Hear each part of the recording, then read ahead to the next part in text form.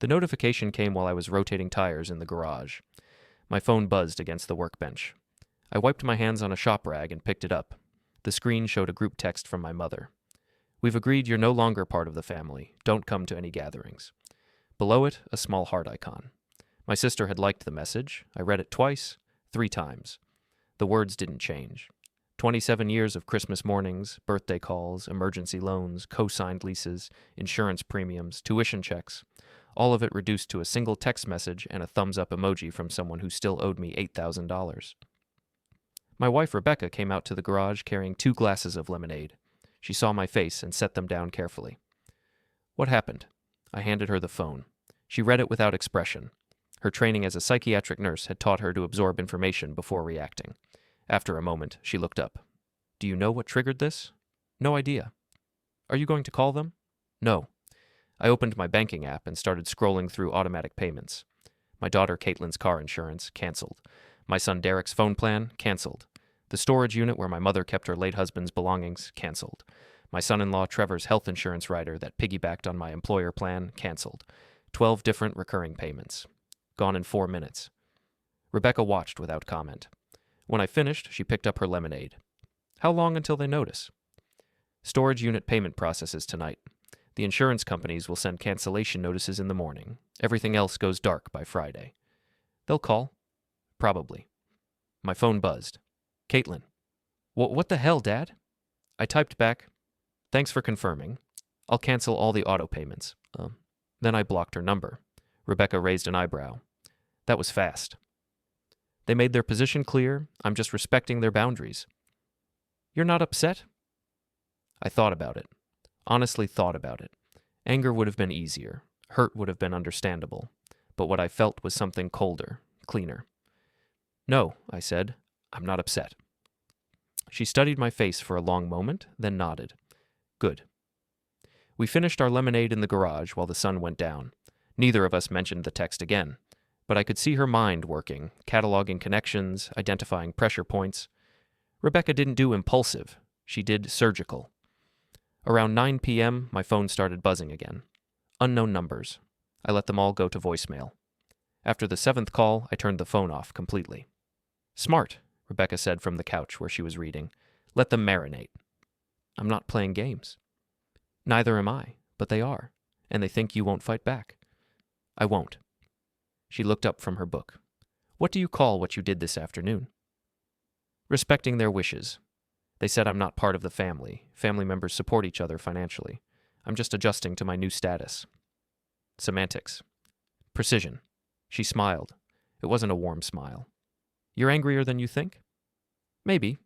But I'm not going to scream into the phone or show up at their houses demanding an explanation. That's what they expect. That's what they want." "So what are you going to do?" "Nothing. Absolutely nothing. I'm going to let natural consequences take their course."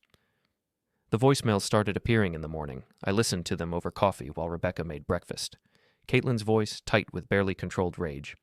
"You can't just cancel my insurance, Dad. That's illegal. I'm calling a lawyer." Derek, more uncertain. "Hey, my phone got disconnected. I think there was a mistake with the billing. Can you fix it?" Trevor, my son-in-law, trying to sound reasonable. "We need to talk about this like adults. You're being childish." And finally, my mother. "How dare you? How dare you? After everything we've done for you. You're a selfish, hateful man. Your father would be ashamed." Rebecca set a plate of eggs in front of me. Interesting that none of them are addressing the actual exile. They don't think it matters. Why? Because they never thought I'd actually respond to it. They've been treating me like an ATM with legs for so long they forgot I have an off switch. My phone rang. Unknown number. I answered it on speaker. "Mr. Patterson, this is Julie from Westfield Storage. Your payment didn't process last night, and we need to update your card information or we'll have to lock the unit." "Cancel it," I said. "I no longer need that unit." "But sir, you have belongings stored there. We'll need you to remove them before we can close the account." "The belongings aren't mine. They belong to Frances Patterson. You can contact her directly about retrieval. Her number is—" "Sir, your name is on the lease. You're responsible for—" "I'm terminating the lease effective immediately. Send the final bill to my email. Whatever's in there can be donated or disposed of according to your standard procedures." I hung up. Rebecca was smiling again. "Your mother's entire 3rd marriage is in that unit." "I know. Photos, documents, her wedding dress, his military medals." I know. She has until the end of the month. Correct. The calls kept coming. I answered exactly 3 more. The first was from Derek's landlord, informing me that the lease I'd co-signed was coming up for renewal and they needed to verify my income for the new term. I told them I was withdrawing as co-signer and they should work directly with Derek on his renewal. The second was from the private school where my grandson attended 2nd grade, confirming the tuition payment for spring semester. I informed them that I would not be continuing as the financial sponsor and they should contact the child's parents regarding payment arrangements. The third was from my insurance company, confused about why I was removing 3 vehicles from my policy. Those vehicles are no longer my responsibility, I explained. But sir, 2 of them are registered in your name. Then I'll be filing for repossession. Thank you for clarifying that. I hung up before the agent could respond. Rebecca poured more coffee. You're not really going to repossess Caitlin's car. It's in my name. She's 3 payments behind on what she promised to pay. And she just officially declared she's not part of my family. So yes, I'm absolutely going to repossess it. That's cold? That's logical. By noon, the texts were coming in clusters. Dozens of them. I didn't read any. I just watched the notifications stack up on my screen like casualties on a battlefield. Rebecca went to the grocery store. I stayed home and did something I should have done years ago. I made a list. Every loan, every co-signed document, every shared asset, every favor that had turned into an obligation, every temporary arrangement that had become permanent. The list filled 4 pages. My daughter lived in a house where I'd provided the down payment with the understanding it was a loan. No promissory note, no repayment schedule, just a handshake and trust. The house was in her and Trevor's names, but my money had bought it. $43,000. Gone.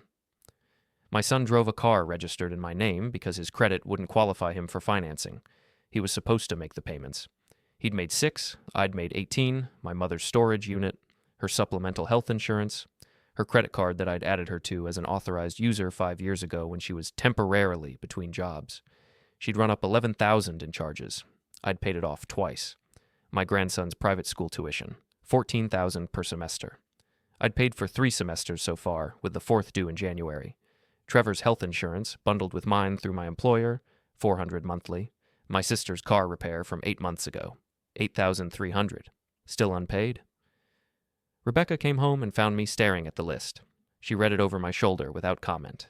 Then she sat down across from me. You're not getting any of that back, she said quietly. I know. Even if you took them to court, which you won't. Most of it wasn't documented. It's your word against theirs. I know. So what's the point of the list? Knowledge. I need to see the full scope of what I'm walking away from. I need to know exactly how much they think I owe them by virtue of being related. You don't owe them anything. Tell them that. She traced a finger down the list, stopping at the house entry. This one's interesting. How so? If you provided the down payment as a loan, and they've made no effort to repay it, you might have a legal case for recovering at least part of your investment, not through criminal court, through civil, a breach of contract claim. There was no contract. Implied contract, oral agreement. It's messy, but it's possible. And even if you don't win, the lawsuit itself would be expensive and embarrassing for them. I looked at her. Are you suggesting I sue my daughter? I'm suggesting you have options. What you do with them is your choice. The texts were still coming. I finally opened the thread. Caitlin, you're a monster. Derek, I can't believe you're doing this. My mother, you were always the selfish one, even as a child. My sister, I always knew you'd show your true colors eventually. Trevor, this is elder abuse. We're documenting everything. And then, at the bottom, a message from a number I didn't recognize. Mr. Patterson, this is Amanda Reeves from Caitlin's lawyer's office. We'll be contacting you shortly regarding several matters. Please retain counsel. I showed it to Rebecca. She laughed. Actually laughed. They retained a lawyer before they even tried apologizing. That tells you everything you need to know about their strategy. Which is what? Intimidation. They think I'll cave if they threaten legal action. They think I'm afraid of lawyers. Are you? I'm a facilities director for a regional medical network. I deal with lawyers every day. OSHA lawyers, insurance lawyers, union lawyers, real estate lawyers. Your daughter's friend from her yoga class who just passed the bar doesn't scare me. Rebecca stood and kissed the top of my head. I'm going to make dinner. You should turn your phone off for a while. Already done. That night, I slept better than I had in months. No middle-of-the-night anxiety about Caitlin's mortgage or Derek's job situation or my mother's medical bills. No wondering if I should offer to help with this crisis or that emergency. Just silence. The next morning, Saturday, I woke to find Rebecca already up and working on her laptop at the kitchen table. What are you doing? Research. If they're going to lawyer up, we should understand the landscape. I'm not suing anyone. I know, but they might sue you, and if they do, I want you prepared. She turned the laptop toward me.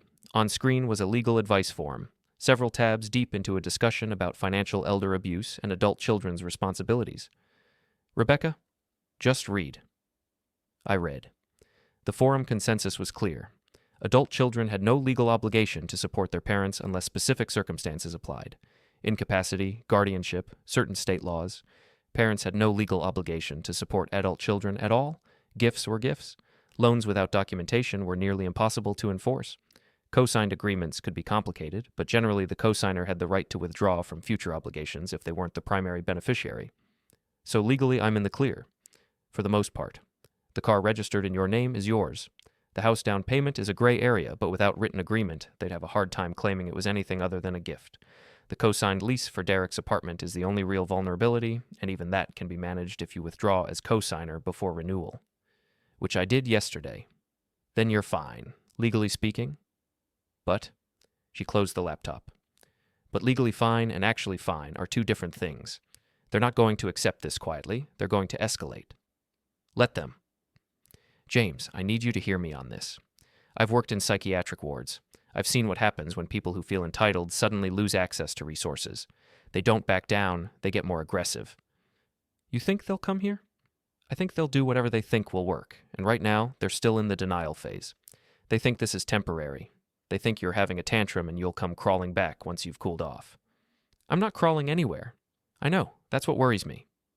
She was right to worry. Sunday morning, we were getting ready for a hike when someone started pounding on the front door. I looked through the window.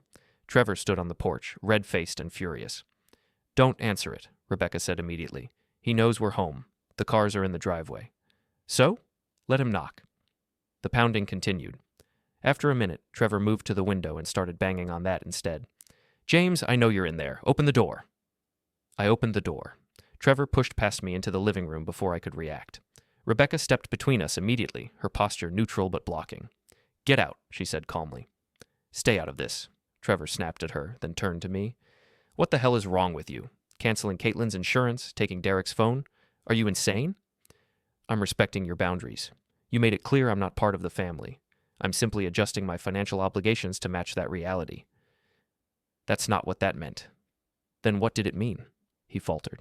It meant we needed space. We needed you to stop being so controlling. Controlling? Yes. Always checking in, always offering help we didn't ask for, always making us feel like we owe you something. Do you owe me something, Trevor? This isn't about money. Then why are you here? Because you're punishing us. You're being vindictive and childish, and you're hurting people I love. Rebecca's voice cut through before I could respond. You need to leave. Now. Trevor ignored her. I'm not going anywhere until we fix this. There's nothing to fix, I said. You made a choice. I'm respecting it. If you want something different, you need to talk to the people who sent that text. They were upset. People say things when they're upset. Then they can unsay them. Until then, this is the arrangement. Trevor stepped closer. You're going to regret this. Rebecca moved with him, maintaining her position between us. Her voice stayed level, but took on an edge I rarely heard. Trevor, you're in our home uninvited. You're being aggressive, and you're making threats. I'm asking you one more time to leave. If you don't, I will call the police. For what? Having a conversation? For trespassing and menacing. Your choice. They locked eyes for a long moment. Trevor was bigger than Rebecca by 6 inches and 80 pounds, but something in her stillness made him take a step back. This isn't over, he said. Yes, it is, I replied. You just don't know it yet. He left, slamming the door hard enough to rattle the frame. Rebecca went to the window and watched until his car disappeared down the street. Then she turned to me. That went better than I expected. Better? He didn't take a swing at you. That's progress. Jesus, Rebecca. I'm serious. He came here full of adrenaline and righteous anger, ready to intimidate you into backing down. When that didn't work, he threatened you. The next logical step is physical. Trevor's not violent. Trevor's desperate. Desperate people do things they wouldn't normally do. And right now, he's starting to realize that you're not going to cave, which means his comfortable life is about to get very uncomfortable. She was right. Again. Monday morning, I went to work like normal. I'm the regional facilities director for a network of medical clinics. I manage building maintenance, security systems, vendor contracts, and regulatory compliance for 17 locations across 3 counties. It's not glamorous, but it's stable, well-paid, and gives me access to a lot of resources and connections. My phone started ringing before I'd even parked. Caitlin, I let it go to voicemail. 2 minutes later, Derek called. Voicemail, then my mother. Voicemail, then my sister. Voicemail. I silenced the phone and went inside. My assistant manager, Luis, was already in the office reviewing maintenance schedules. He looked up when I came in. Rough weekend? Why do you ask? You look like you didn't sleep. I slept fine. Busy morning, that's all. He nodded, but didn't push. Luis and I had worked together for 6 years. He knew when to ask questions and when to let things be.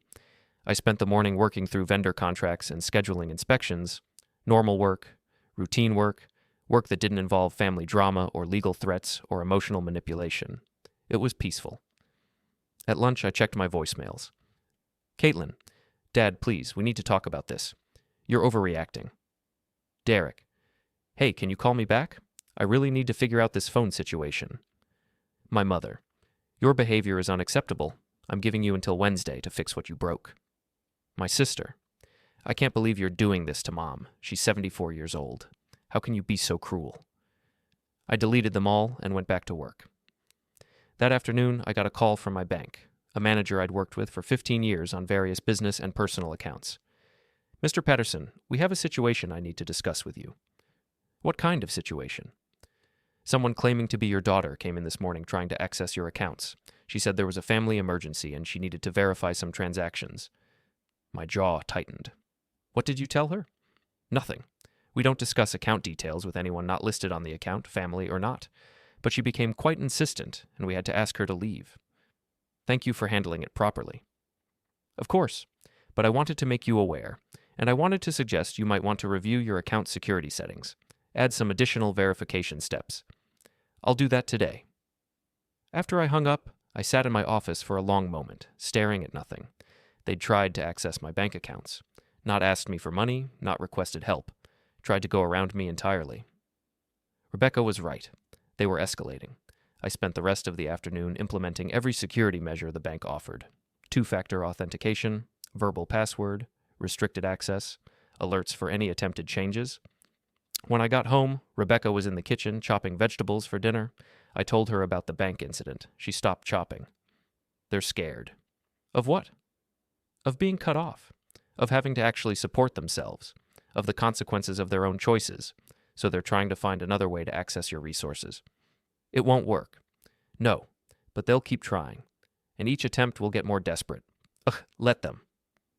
She resumed chopping, but I could see her mind working again, running scenarios, calculating risk.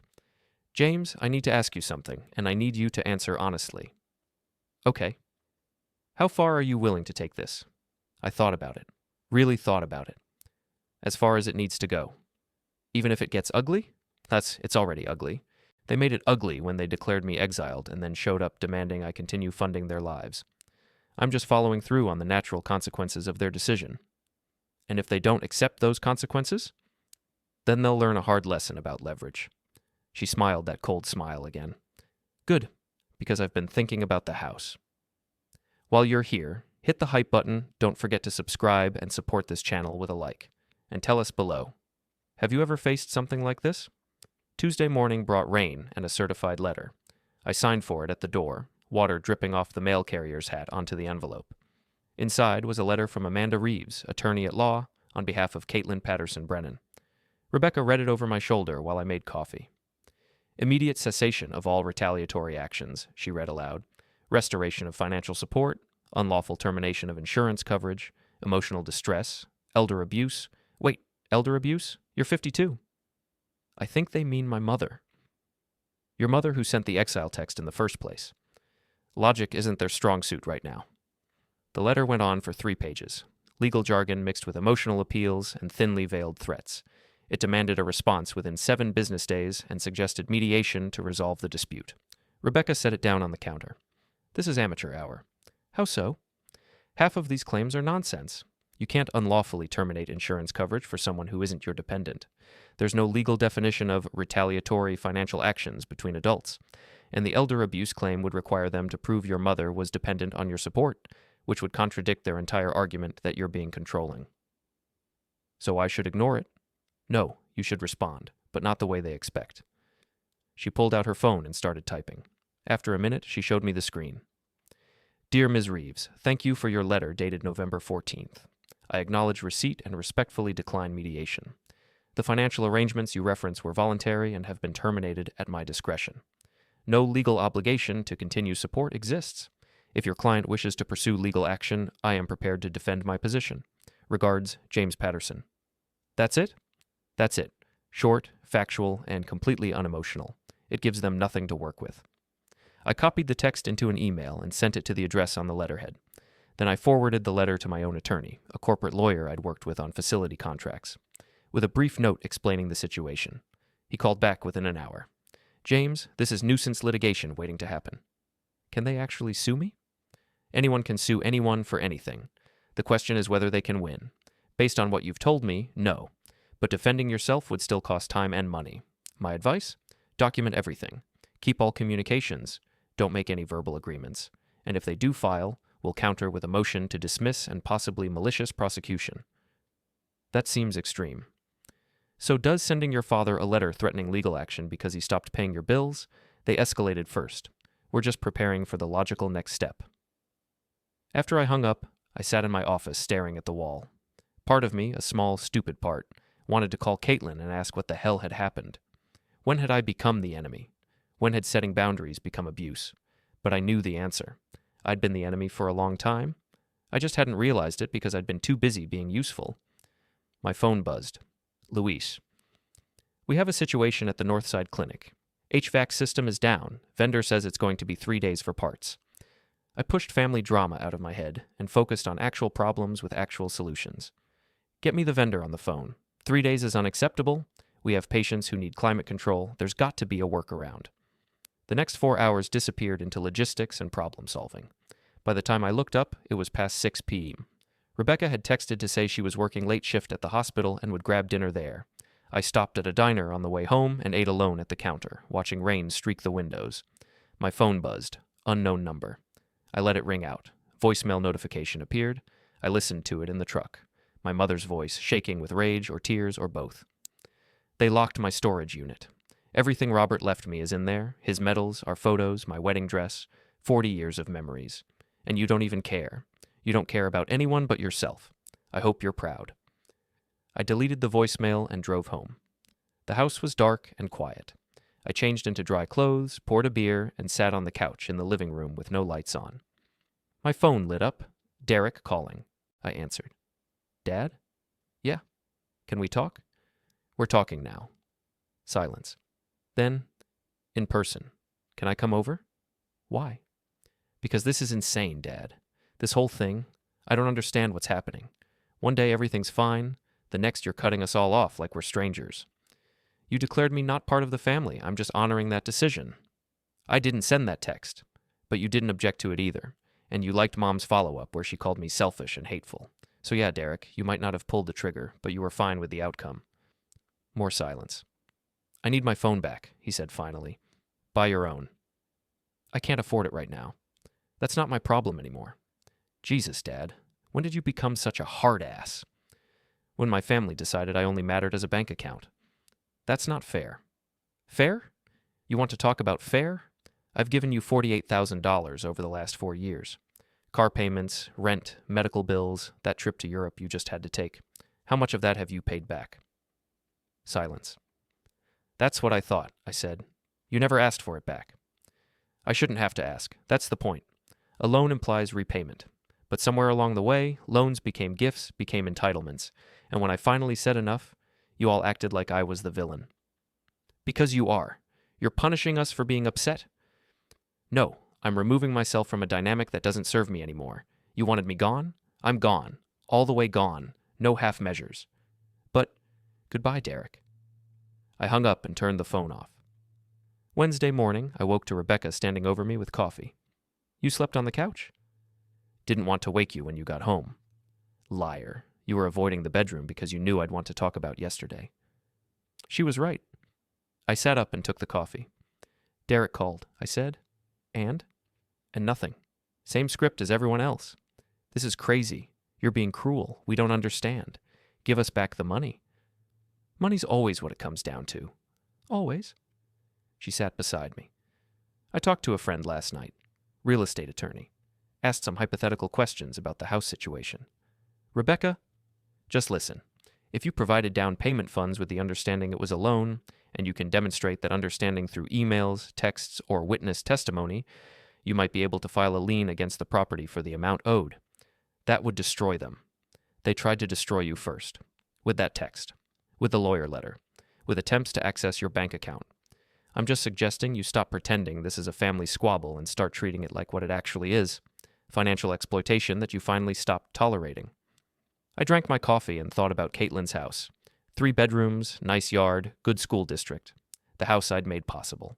The house where my grandson lived. I'm not putting a lien on my daughter's house. Why not? Because that crosses a line. What line? The line where family matters more than self-respect? The line where you absorb unlimited damage in the name of keeping the peace? James, they crossed every line that matters when they exiled you and then demanded you keep funding them. This isn't about revenge. It's about establishing consequences. It feels like revenge. Good. Maybe it should. Maybe they need to understand that actions have weight, that you're not a bottomless resource they can tap whenever they need money and ignore the rest of the time. I stood and walked to the kitchen window. Outside, the neighbors' kids were waiting for the school bus, backpacks too big for their small frames. I don't want to be the kind of person who ruins his daughter's life over a grudge. Rebecca came up behind me. You're not ruining her life. She's ruining her own life by refusing to take responsibility for her choices. You're just declining to save her from herself anymore. My phone buzzed. I'd forgotten I'd turned it off last night. Now it was lighting up with notifications, 15 missed calls, 37 texts, 3 more voicemails. I scrolled through the texts without reading them. The preview lines were enough. Variations on the same theme. How dare you? You're cruel. Family doesn't do this. You owe us. Fix this immediately. But one text stood out. From my sister. Mom's in the hospital. Heart palpitations. They're running tests. This is your fault. Rebecca read it over my shoulder. Emotional blackmail. Classic. What if it's real? Then it's still not your fault. If she's having heart problems, it's because of her own health conditions, not because her son stopped paying for her storage unit. But what if... James, listen to me. They are going to use every tool they have to manipulate you back into compliance. Guilt, fear, obligation, your mother's hospital visit, real or exaggerated, is just another move in the same game. If you react, you're telling them the strategy works. You're training them to escalate. She was right. Again. But it still felt like swallowing glass. I texted my sister back. Which hospital? No response. I called my mother's cell. Straight to voicemail. I called the 2 hospitals closest to her house. Neither had her as a patient. I showed Rebecca the results of my search. Exactly, she said. Manipulation. Either she's not actually in the hospital, or your sister is exaggerating the severity to create urgency. I should still check. Why? So they can ambush you with demands when you show up? So they can accuse you of not caring unless you immediately restore all financial support? I just want to know she's okay. Then call her primary care doctor, or call the neighbor who checks on her. Don't walk into an obvious trap. I called Mrs. Chen, my mother's next-door neighbor. She'd known our family for 20 years. Mrs. Chen, this is James Patterson. I'm trying to reach my mother, but her phone is off. My sister said something about a hospital. Oh, James. Yes, she went to urgent care yesterday. But she's home now. I saw her this morning getting her mail. Do you know what happened? She said she was having chest pains, but the doctors said it was anxiety. They gave her something to help her calm down and sent her home. She seemed fine when I saw her. Upset, but fine. Thank you, Mrs. Chen. Is everything okay? Your mother seems very stressed lately. Family stuff. Nothing for you to worry about. If you need anything, you let me know. I hung up and looked at Rebecca. Anxiety attack. She's fine. And your sister turned it into a medical emergency to manipulate you. Are you starting to see the pattern? I was. God help me, I was. Thursday, I went to work early and stayed late. Threw myself into facility upgrades and contractor negotiations and maintenance schedules. Work was clean, work made sense, work didn't weaponize hospital visits or threaten lawsuits. Luis noticed. You okay, boss? Fine. Why? You've been here since 6 a.m. and it's almost 7 now. Even for you, that's excessive. Just catching up. Or avoiding something. I looked up from my laptop. When did you become a therapist? When I started managing facilities with you. Half this job is managing systems. The other half is managing the people who manage systems. And right now, you're someone who needs managing. I'm fine, Luis. You're not. But that's okay. You don't have to talk about it. Just don't burn yourself out. He left. I sat alone in my office until the cleaning crew arrived. Then I went home. Rebecca was waiting up, which she never did. Her shift ended at 3. She should have been asleep hours ago. We need to talk, she said. About? What happens next? I dropped my bag by the door and sat across from her at the kitchen table. They're not going to stop, James. Not until they get what they want or until they realize what they want isn't available anymore. Right now, they're still in the testing phase, seeing what pressure points work, but soon they're going to escalate again. How much more can they escalate? They've already sent lawyers, tried to access my bank accounts, and faked a medical emergency. They can get physical. They can show up at your work. They can harass your colleagues or spread lies to damage your reputation. They can involve your grandson as leverage. There are a dozen ways this gets worse before it gets better. So what do you suggest? Offense. Stop reacting and start acting. Give them something else to worry about besides how to manipulate you. Like what? She pulled out a folder. Inside were printouts, screenshots, and handwritten notes. Derek's apartment lease comes up for renewal in 6 weeks. He can't afford it without you as co-signer, and the landlord already knows you're withdrawing. So Derek either needs to find a new place or find a roommate or move back in with your mother. Okay. Caitlin's car is registered in your name. You have legal right to repossess it at any time. If you do, she'll need to find alternative transportation, which means buying or leasing her own vehicle, which means she'll need to qualify for financing on her own. I'm not going to leave my daughter without a car, Rebecca. Why not? She left you without a family. Or does that not count because it's emotional instead of material? I didn't answer. She continued. The house is more complicated, but if you can demonstrate that the down payment was intended as a loan, even an informal one, you have options. Not a lien necessarily, but other pressure points. Late property taxes, code violations, maintenance issues.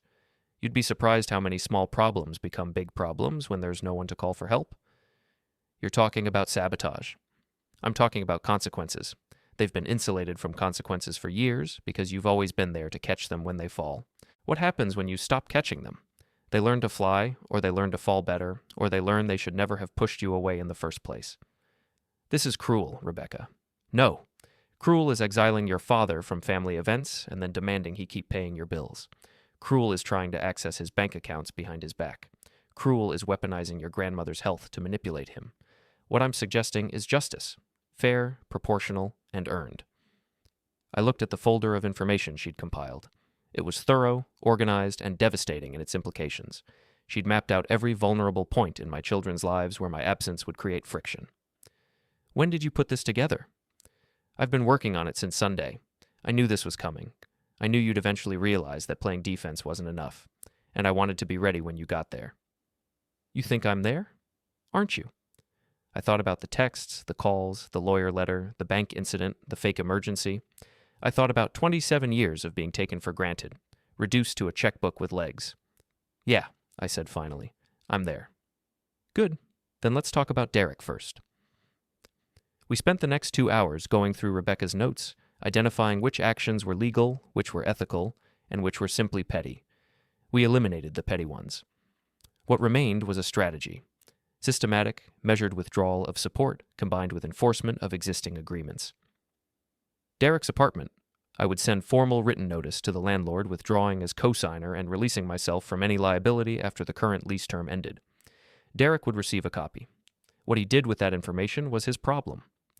Caitlin's car. I would send a certified letter informing her that the vehicle was registered in my name, I needed it returned or transferred to her name within 30 days, and failure to comply would result in me exercising my legal right to repossess.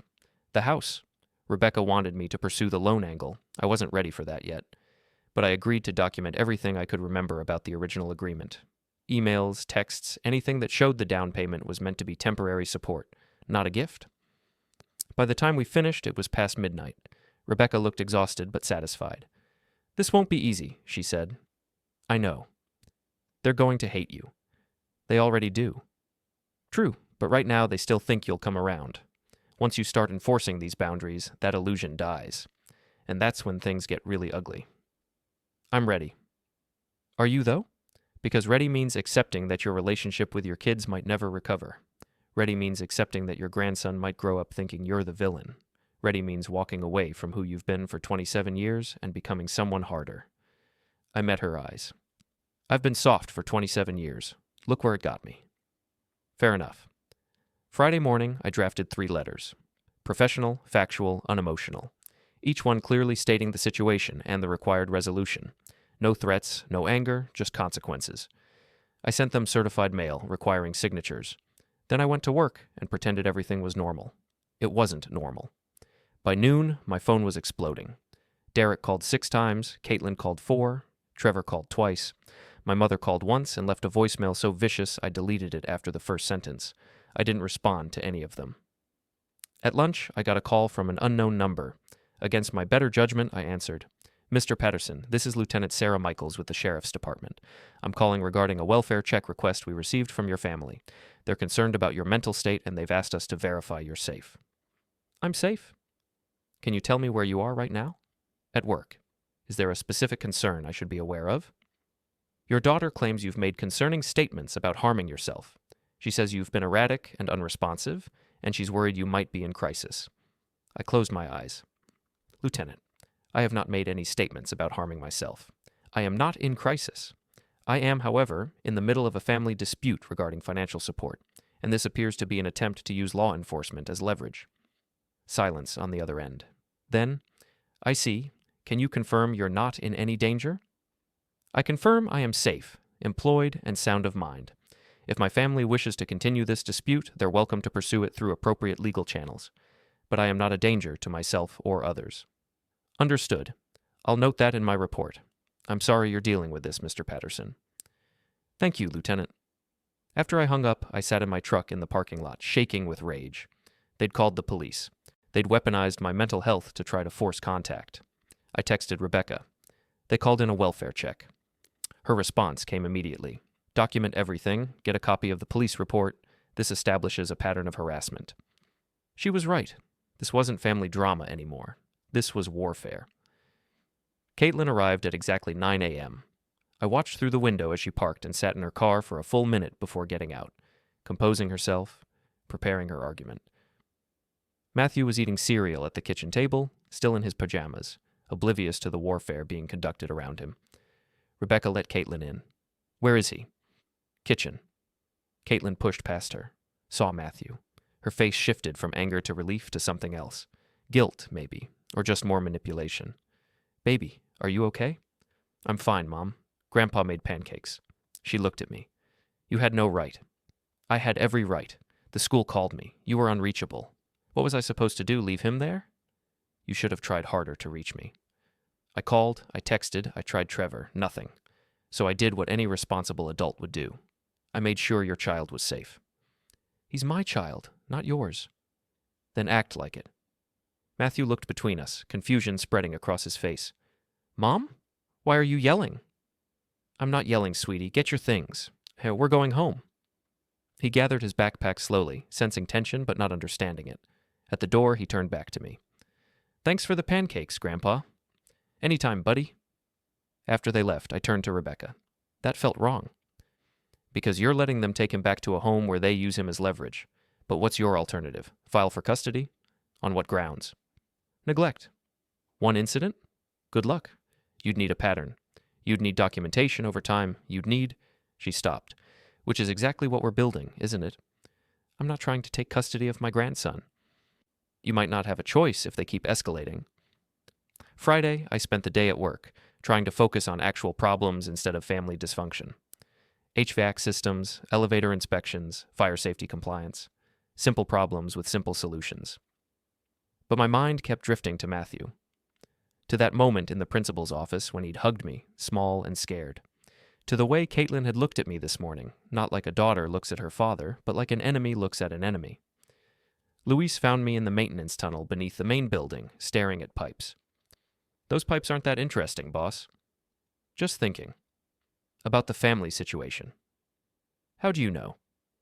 Because you've been down here for 40 minutes and haven't written anything on your inspection sheet. That's not like you. I set the clipboard down. How do you know when to cut someone off? Family? Yeah. When the damage they cause exceeds the value they bring.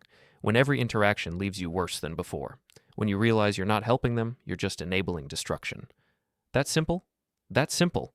But simple doesn't mean easy. No, it doesn't. That afternoon, I got a call from my attorney.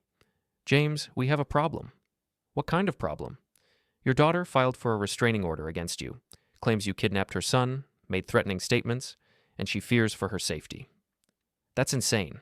The school called me. I documented everything. I know, and we'll fight it. But the hearing is Monday. You need to be prepared with documentation. The call from the school, the police welfare check you filed, any communication showing you tried to reach her. I have all of it.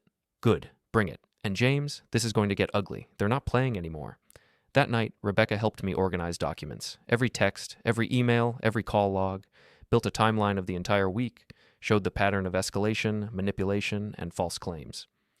They're going to argue you're unstable, she said, that you're having some kind of breakdown and you're a danger to your grandson. Based on what? Based on nothing. But they don't need facts. They just need to create doubt. Make the judge question your judgment. Once doubt exists, even if you win, the damage is done. So what do I do? You stay calm. You present facts. You let them look desperate and emotional while you look reasonable and measured, and you trust that the evidence speaks for itself. Saturday morning, I woke to find my truck had been vandalized. Deep scratches down both sides, tires slashed, windshield cracked. Rebecca came out in her robe. What the hell? Message. They want me to know they're serious. Call the police. And say what? I don't have proof who did it. You have a pretty good idea. Ideas don't hold up in court. So you're just going to let this go? No, I'm going to document it, file a report, and add it to the pattern. Every action they take digs their hole deeper. Eventually, they'll dig so deep they can't get out. The police came, took photos, filed a report, asked if I knew who might have done it. I gave them Trevor's name and mentioned the existing restraining order. We'll follow up, the officer said. But without witnesses or cameras, it's hard to prove. I understand. After they left, I called my insurance company and arranged for repairs. $700 deductible. Small price for more documentation. Rebecca was on her laptop, typing furiously. What are you doing? Compiling everything for Monday's hearing. Every incident, every threat, every act of harassment. They want to paint you as unstable? Let's show the judge who's actually unstable. Sunday, we spent preparing. Mock questioning, anticipated arguments, weak points in my position. Rebecca played devil's advocate, hitting me with every angle Caitlin's attorney might use. Why did you cancel your daughter's insurance? Because she declared me no longer part of the family. I respected that decision by removing myself from financial obligations. But that left her without coverage. She's an adult with a job and a spouse. Obtaining insurance is her responsibility, not mine. Don't you care about her well-being? I care very much. But caring doesn't mean subsidizing her life indefinitely, especially after she's made clear I'm not wanted in her family. So this is punishment. No, this is consequences. She made a choice. I'm honoring that choice. On, for hours. By the end, my answers were smooth, calm, unshakable. You're ready, Rebecca said. I don't feel ready. You never will. But you're prepared, and that's what matters. Monday morning, I wore a suit. Rebecca wore professional clothes. We looked like people who had their lives together. Responsible, stable, boring. The courthouse was cold and fluorescent. Caitlin was already there with her attorney. Amanda Reeves, young and aggressive, dressed like she was trying too hard. Trevor sat beside Caitlin, staring at me with undisguised hatred. The bailiff called us in. Small courtroom, family court judge, no jury. Just evidence and arguments. Caitlin's attorney went first. Painted a picture of an unstable man having a breakdown, cutting off his family, making threats, kidnapping a child. Made me sound dangerous and unpredictable. Then my attorney stood up. Your Honor, I'd like to enter into evidence the following documents. School emergency contact sheet showing I was listed as authorized. Call logs from the school to my phone. Text messages to both parents with no response. Police report from the welfare check I filed. Timeline showing 2 hours the child was left waiting. Mr. Patterson didn't kidnap anyone. He responded to an emergency when the parents made themselves unreachable. He documented everything. He contacted authorities. He acted exactly as a responsible adult should act. Then came the vandalism report, the assault incident from the clinic, the attempted access to my bank account, the fake medical emergency. Every piece of evidence showing a pattern of escalation from them, not me. The judge looked at Caitlin. Mrs. Brennan, can you explain why you were unreachable for 2 hours while your son waited at school? I lost track of time. My phone died. Your husband's phone also died. We were both. It was a difficult day. And you didn't think to charge your phones or check what time it was before your son's pickup time? Silence. Mrs. Brennan, I'm going to deny your request for a restraining order. The evidence doesn't support your claims, and frankly, it appears you're using the court system to harass your father over a financial dispute. That's not what family court is for. But, Your Honor, I'm not finished. Furthermore, I'm going to order family counseling for you and Mr. Patterson before any custody or visitation matters can be addressed.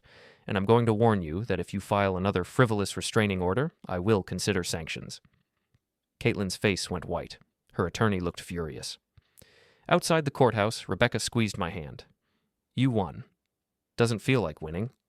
That's because you're mourning what could have been instead of accepting what is. Give it time. My phone buzzed. Derek. Dad, can we talk? Please. Just the two of us. No lawyers, no mom, no drama, just talk. I looked at Rebecca. She nodded. When? Tonight? There's a diner on 5th Street, 7 p.m.? I'll be there. After I hung up, Rebecca touched my arm. Be careful. This could be a setup. I know. But if there's even a chance Derek wants to actually repair things, I have to try. Why? Because he's my son. And unlike the others, he hasn't actively tried to destroy me. He's just weak, easily influenced, but maybe not beyond reach. Maybe, or maybe he's bait. Either way, I'm going. 2 weeks passed in strange, peaceful silence. No calls, no texts, no ambushes. Just work, home, and quiet evenings with Rebecca. I should have known it wouldn't last. Tuesday afternoon, I was inspecting the South Clinic when my phone rang. Unknown number. I almost didn't answer. But something, instinct, curiosity, stupidity, made me pick up. Mr. Patterson, this is Detective Ramos with the Sheriff's Department. I need to speak with you about a matter involving your mother. My stomach dropped. What happened? She filed a report claiming you've been financially exploiting her. Stealing money, coercing her into signing documents, that sort of thing. I'd like to ask you some questions. Those allegations are false. I'm sure we can clear this up quickly. Can you come down to the station? Am I being charged with anything? No, sir. We're just conducting an investigation. Then I'll need to consult with my attorney before answering any questions. Pause. That's certainly your right, but it might make things look worse if you lawyer up immediately. Detective, my family has spent the last month making false accusations, filing frivolous legal claims, and vandalizing my property. I'm not answering questions without legal representation present. If you want to schedule a formal interview, have my attorney contact you. I gave him my attorney's information and hung up. Rebecca called immediately after. What happened? You sound stressed. My mother accused me of financial exploitation. The Sheriff's Department wants to question me. Don't say anything without the attorney present. Already done. Good. Come home. We need to organize documentation. By evening, we had everything laid out. Bank statements showing all payments were from my accounts to their benefits. No transfers from her accounts to mine. Email chains showing voluntary arrangements. Text messages showing her requests for help. Receipts for the storage unit, insurance payments, credit card bills I'd paid on her behalf. None of this was exploitation, Rebecca said. This was you supporting her. If anything, she exploited you. Try explaining that to a detective who's only hearing her side. That's why we have documentation. Facts trump emotions. My attorney called at 8. James, I spoke with Detective Ramos. The allegations are serious, but they don't have evidence. Your mother claims you forced her to sign over power of attorney, drained her bank accounts, and threatened her into silence. I never had power of attorney. I never had access to her accounts. And the only threatening I've done is to stop giving her money. That's what I figured. I'm going to schedule a voluntary interview for next week. We'll bring all documentation, show them this is a vindictive family member weaponizing the legal system. They see these cases all the time. What if they charge me anyway? They won't, not without evidence. But even if they did, we'd fight it and win. The truth is on your side. After he hung up, I sat in the living room in the dark. Rebecca sat beside me, silent. I'm tired, I said finally. I know. I just want them to leave me alone. They will, eventually, when they realize they've burned every bridge and there's nothing left to gain. When will that be? Soon. They're running out of ammunition. This detective thing is desperation. When it fails, and it will, they'll have nothing left. She was wrong.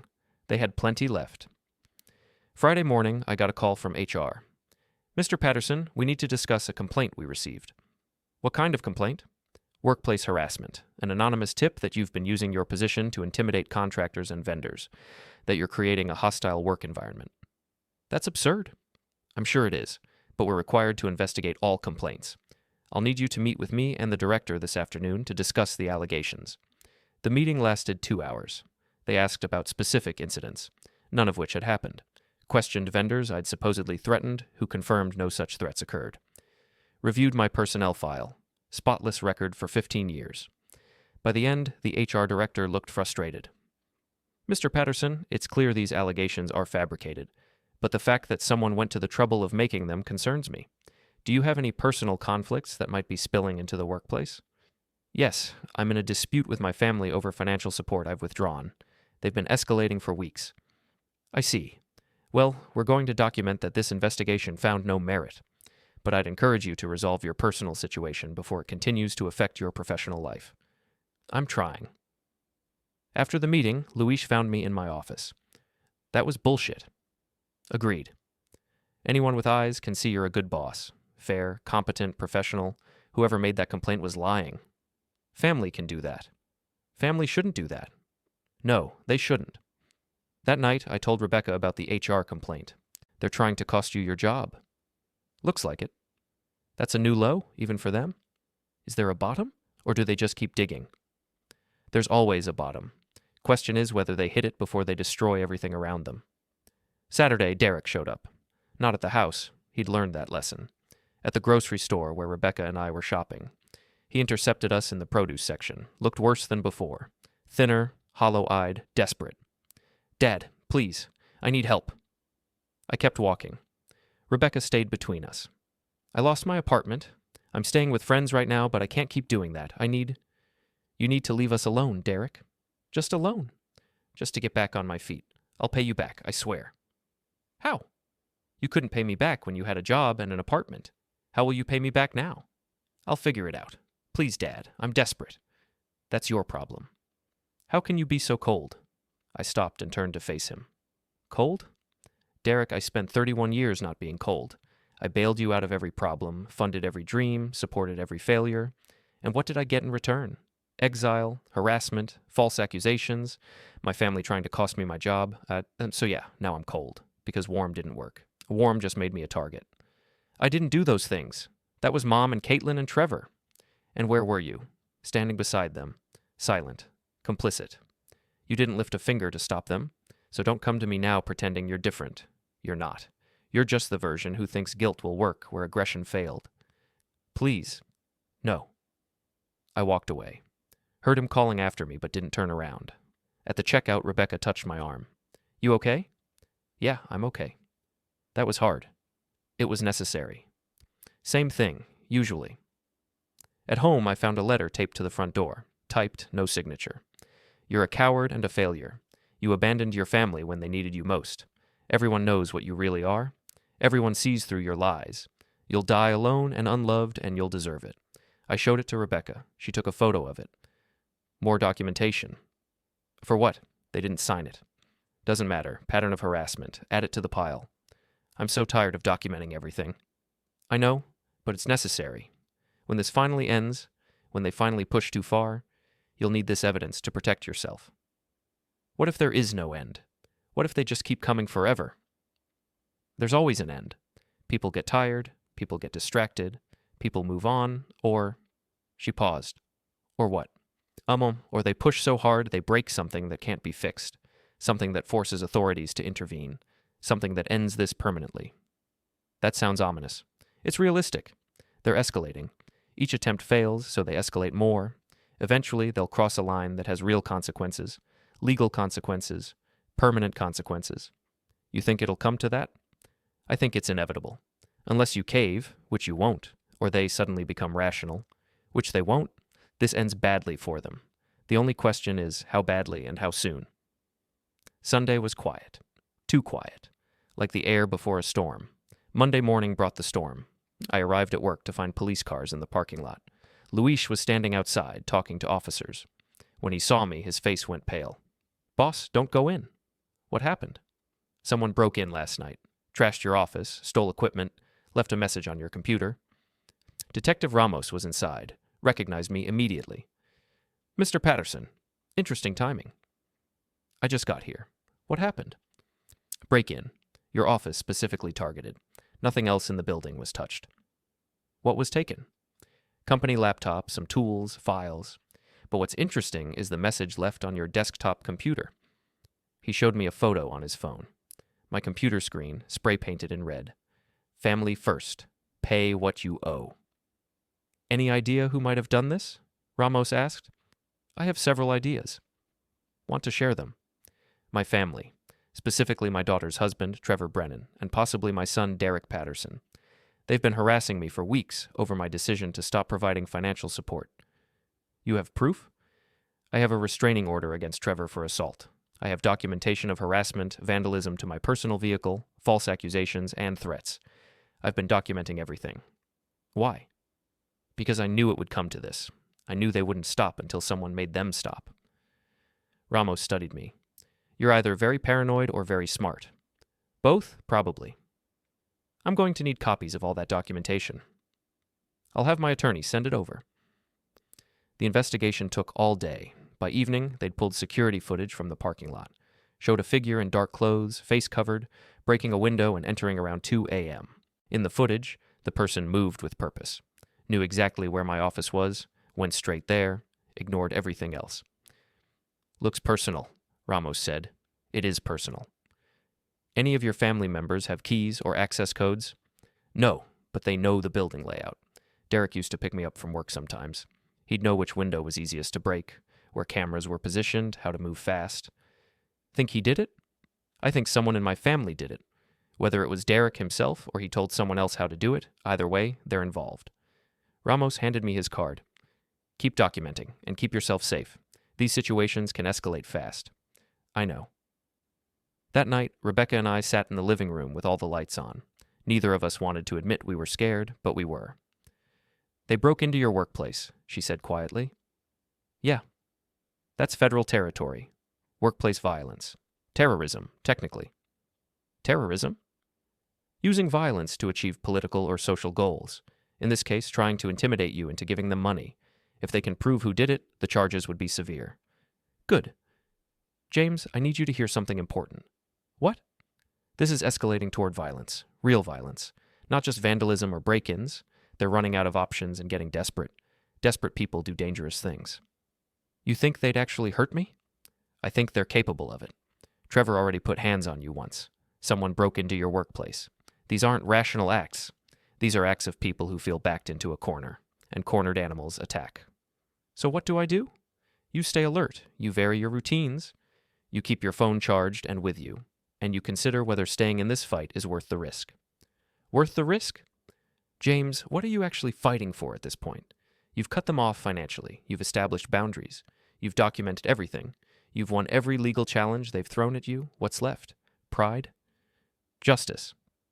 "Justice is expensive. Sometimes it costs more than it's worth." "So you think I should give in?" "I think you should consider whether holding your ground is worth getting hurt over. Or worse." I thought about that for a long time. "No," I said finally. "I'm not giving in. Not because of pride or justice or any other noble reason. Because if I give in now, it teaches them that violence works, that threats work, that breaking the law works. And I won't teach them that lesson." She nodded. "Okay. Then we prepare for the worst and hope for the best." "What does preparing look like?" Security cameras, better locks, maybe a panic button, definitely situational awareness training. This is insane. Yes, but it's also reality. And ignoring reality doesn't make it go away. We spent the next day installing cameras around the house, motion sensors, floodlights, reinforced locks on doors and windows, turned our home into a minor fortress. Luis noticed when I came to work with a personal alarm on my keychain. That bad? That bad. Want me to keep an eye out? I can adjust my schedule, make sure you're not here alone at weird hours. I appreciate it, but this is my problem. Nah, boss, you look out for us, we look out for you. That's how it works. I didn't argue. Wednesday, I got a call from Principal Henderson. Mr. Patterson, I'm calling against my better judgment, but I thought you should know that Matthew was pulled from school today by his father. There was an incident, raised voices, aggressive behavior toward staff. We had to call security. Is Matthew okay? Physically, yes, but he was very upset, and Mr. Brennan made some concerning statements about you during the altercation. What kind of statements? Threats, that you'd be sorry for what you've done, that you'd pay for destroying his family, that sort of thing. Did you file a report? Campus security did, and I've documented the incident in Matthew's file. I'm telling you because, well, it sounded serious, like he might be planning something. Thank you for the warning. After I hung up, I called my attorney, told him about the threat. That's it. We're filing for a permanent restraining order and we're requesting a psychological evaluation. This has gone beyond family drama into stalking and threatening behavior. How long will that take? Court date in 2 weeks. In the meantime, you stay away from all of them and document any contact. Already doing that? Good. And James, consider taking some time off. Get out of town for a while. Let things cool down. I'm not running from my own family. It's not running. It's strategic retreat, giving them space to calm down before someone gets hurt. I'll think about it. I didn't think about it. I went to work, came home, helped Rebecca with dinner, pretended everything was normal, but normal was over. Normal had ended the day that text arrived. Everything since was just aftermath.